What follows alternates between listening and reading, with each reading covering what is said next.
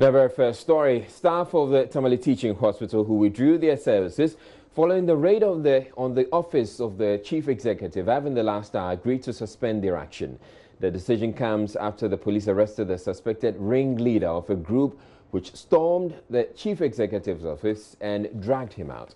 The hospital staff in a joint statement are, however, demanding the arrest and prosecution of the perpetrators within a week, failing which they say they will advise themselves. We'll be speaking with our correspondent Martina Bugri in a bit, but let me first bring you the statement that's coming from the hospital staff, and they're indicating, says a joint statement on withdrawal of services at Tamale Teaching Hospital following the recent events and happenings at the Tamale Teaching Hospital. The various unions and associations representing the staff of TTH recognized the following.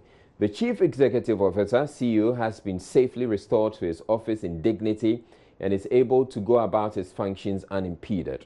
The Regional Security Council, REGSEC, has giving us assurances and demonstrated good faith by addressing most of our security concerns raised. The Regional Police Command, in collaboration with the TTH management, is working hard to establish a temporary security post pending the building of a permanent one within the hospital in the nearest future. The rest of the spokesperson of the rogue group that invaded our facility, the efforts of the police in trying to arrest the remaining perpetrators, the appeals by the regent of Dagbon, the chiefs of Tamale, members of the general public and senior retired colleagues to reconsider our position and return to work. And 7, the appeal by management of Tamale Teaching Hospital to return to work. And they conclude, as a mark of goodwill, we make this concession to suspend the withdrawal of services at the hospital from 8 p.m. today, August 16, 2018. All services in the hospital are restored except OPD and specialist clinics. The OPD and specialist clinics shall start work on August 17, 2018 at 8 a.m. However, it is our hope that all the gains made so far shall not be eroded by any lackadaisical attitude by the REGSEC, the police and the management of the Tamale Teaching Hospital. The remaining culprits must be found, apprehended and prosecuted within 1 week from the resumption of work. If not, we would advise ourselves. Meanwhile, our members are advised to take care of their personal security at all times. And that's signed by, as we have 6 representatives. Now, let's speak with the PRO, the Public Relations Officer of the Tamale Teaching Hospital, Dr. Ken Osei Mensah. Good evening to you, Dr. Osei Mensah. Now, you have the staff, the striking staff, or the staff who withdrew their services have made some conditions. One of the conditions is that they want the arrest of the rest of the perpetrators within 1 week. Before we get to that, have you been given that assurance that work will start or they will resume work as at 8 p.m. as they indicated in their statement? It's right. Good evening. Yes, I have spoken to the leadership of the unions, and they have assured us that, and they've put it on paper, that they are coming back to work from 8 p.m. today, and then all OPD and all services in hospitals resumes 8 a.m. tomorrow morning. We have that assurance from the leadership of the union in the hospital. All right, so I can imagine that there's been quite a number of patients who have been left stranded as a result of this action by the hospital staff. How has the hospital managed these patients? When they decided to lay down their tools, they indicated that the patients that were already on the ward, the inpatients, they were going to take care of those ones. It was the patients that were coming in now from all the outlets of the hospital, the OPD, the antenatal OPD, and then the absent and emergency that they were not going to deal with. So those that were on the ward, the staff kept taking care of them. Some have been treated and discharged. Others are still receiving treatment.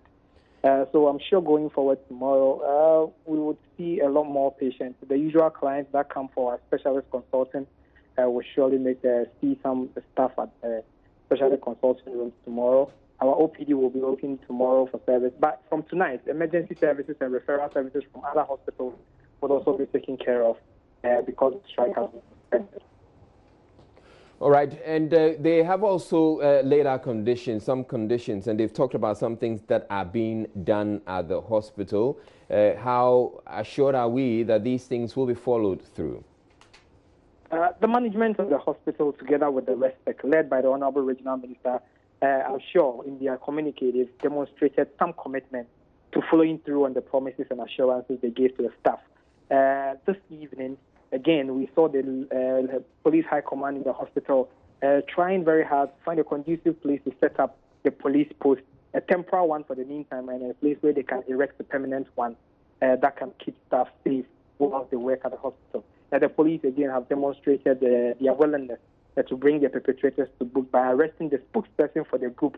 And the spokesperson themselves have issued an unqualified apology to the chief executive and also to the members of staff and to the patients of the hospital. So all of these things, including some personal appeals from the chief executive officer and the management of the hospital, is all that have gone a long way to invoke this goodwill from the staff. So I'm sure that none of the parties involved will renege on their responsibilities that they are committed to. We will continue to make sure that we work together with the staff to make sure they are working in an environment that is safe, secure, and sound enough for them to do what they are supposed to do for the patient.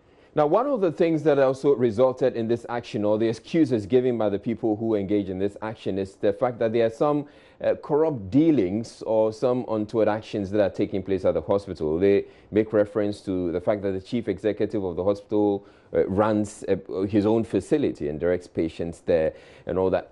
The hospital must address these issues as well. Most of the allegations that were raised as foundations for those who perpetrated these lawless acts in the hospital are mostly unfounded. I can confirm as public relations officer of the hospital that, look, some of the allegations like the procurement issues that were brought, they insinuated or alleged that the chief executive officer maybe have registered some serving companies responsible for supplying items to the hospital is absolutely unfounded. Our procurement is a matter of public knowledge. All the companies that are registered, the names of the owners of the companies are there. They also did make some allegations to the fact that the chief executive may be procuring some items at an extremely higher rate as compared to market price. They gave an example of gloves in the hospital being bought at 70 Ghana per pack, when actually we've been buying gloves at the hospital for some 21 Ghana to 50 pesos.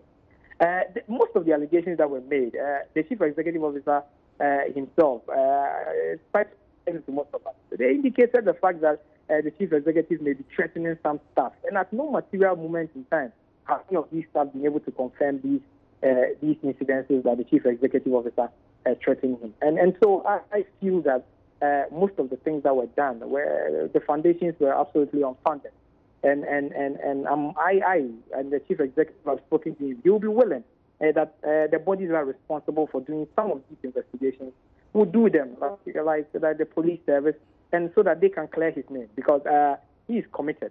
He has done quite a lot of things in the 1 year that he's run the hospital. So he would be happy if some of these allegations that were leveled against him, he's exonerated of them, of which I am sure that he would.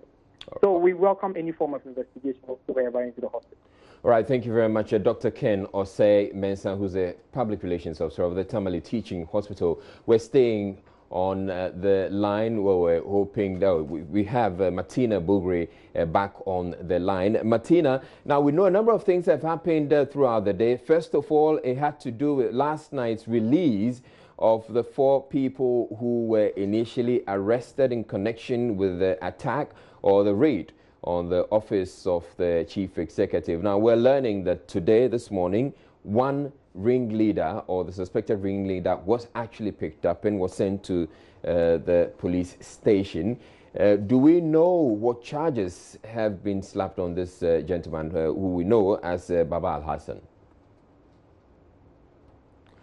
Right, we appear to have lost Martina Bulgari. They will try and raise him back on the line. But elsewhere in the country, in the central region, in fact, the commissioning of a polyclinic at Ejumako Sunkwa was briefly disrupted on Thursday after some persons said to be members of the opposition National Democratic Congress stormed the venue. All right, I'll hold on to that because we have Martina back on the line. Hello, Martina. I'd like you to bring us up to speed with all that's been happening today. First of all, with the arrest of Baba Al-Hassan, who is believed to be the suspected ringleader of the pro-MPP vigilante group that stormed the office of the chief executive. What more can you tell us as far as that's concerned? This evening, some youth started marching up around 6:20 thereabouts, and their concern was that the guy is not a criminal and he's been kept throughout the whole day without being given bail. And so their marching up was to go through the principal streets of Tamale. Anything they see belonging to the party, they would vandalize. They first went to the RC to meet with the regional minister, but he was not available. And so they were heading back to town to begin what they had said they were going to do when the youth organizer with some other group of people met them in front of the police station, and they've been able to talk them out of it. They assured them that they are working around the clock to ensure that he's given bail.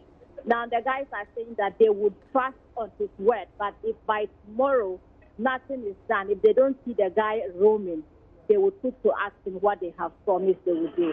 That is destroying anything belonging to the party. Did they destroy anything at all when they set out onto the streets? No, they were still marching up. Initially, they were just about 10 people, but by the time the youth organizer came around, they had marched up to about 60 or so people, and there were other groups were still joining when he came in to get them out of it. Martina, where were the police in all of this? No police officer was there. When they started marching at the Jubilee Park, nobody was there. Then they moved to the RC. No one came out. And then they came in front of the police headquarters. That's where they got them to decide not to take the action. Okay, so they got to the frontage of the police headquarters, and that was where they were convinced, not by the police, but by their own man, to back off. Exactly so. And you're saying the police was nowhere to be found? No police officer was around. All right, thank you very much, Martina Bugri, bringing us that update from Tamale in the northern region.